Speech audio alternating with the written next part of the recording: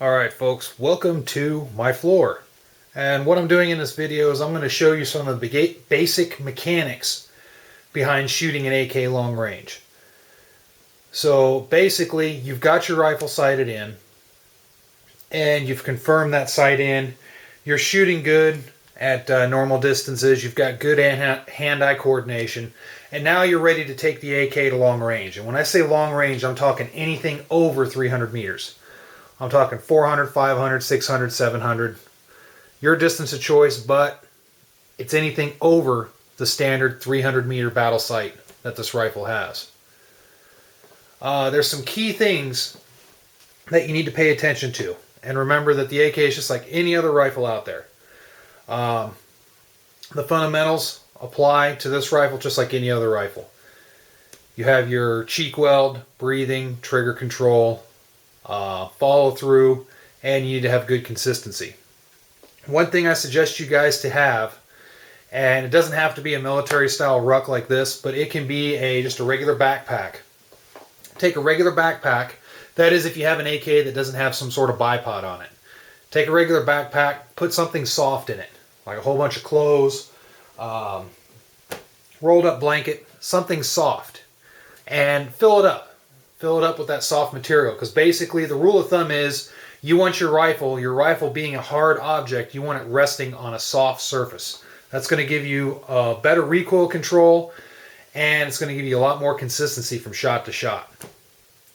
And I know more people, they don't have fancy bipods on their AK. Their AK is outfitted just like this right here. You can see I don't have anything on this thing except the pistol grip and the flash hider up there. But alright, let's go over a couple key points here. So what I'm going to do is I'm just going to get behind the rifle here. One thing about a rifle such as this is make sure you get square behind the rifle. Some people like to shoot at a 45 degree angle behind the rifle when they're prone.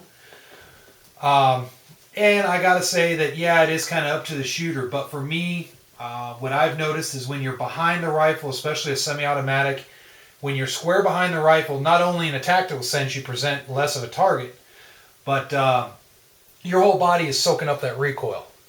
So your whole body's soaking up that recoil, and your rifle's not jumping around as much, and your follow-on shots are going to be a lot easier because you don't have to reposition as much in between each shot. Because you got to remember, especially when you're shooting iron sights, if you're shooting at a 600, 700 yard target, that target is going to be small in those iron sights. So any movement is just going to throw the sights completely off the target. It is what it is. As soon as you start looking at long range sights or long range targets with iron sights, you understand what I mean. So first thing I'm going to do, as you can see, I have my ruck set up here. I'm going to take the AK, and I'm using a normal 30 round magazine. It's always better if you have less capacity magazines, like 20 rounders, 10 rounders, 5 rounders. But I'll use a 30 just so that way I can show that, yep, you can use a 30. What you want to do is you just set it squarely on the pack like this. Enough room where your muzzle is off the pack so you don't damage your pack. But you can see I have it squarely set on the pack, and you can see because it's soft, I've made a little indentation in that pack. So now the rifle's pretty much squared up. Let me back this up a little bit so you can see the stock a little better. So basically what I'm going to do is I'm going to get behind the rifle. My support hand goes underneath the stock and makes a V.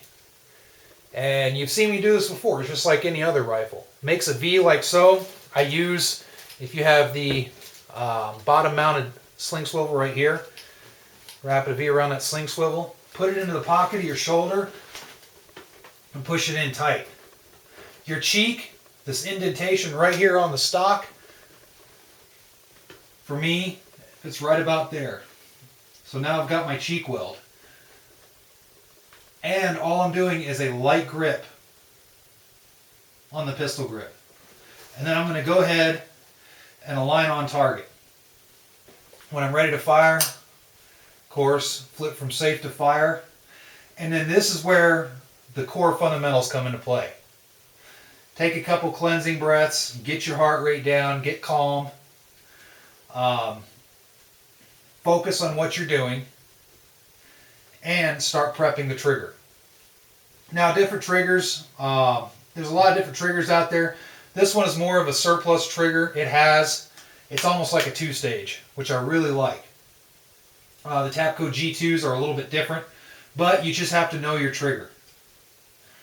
When you're on target and you're set up in your stationary, and my legs, you can't see it in the video, but my legs are kind of spread out.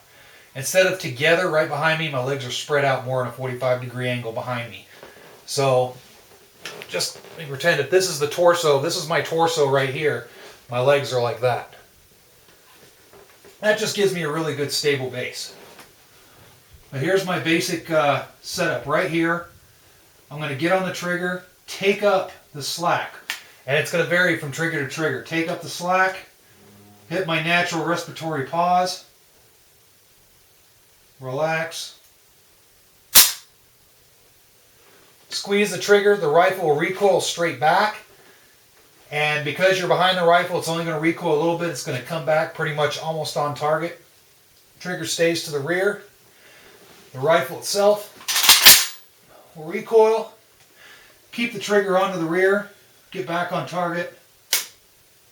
Let it go to reset. Then, same thing again.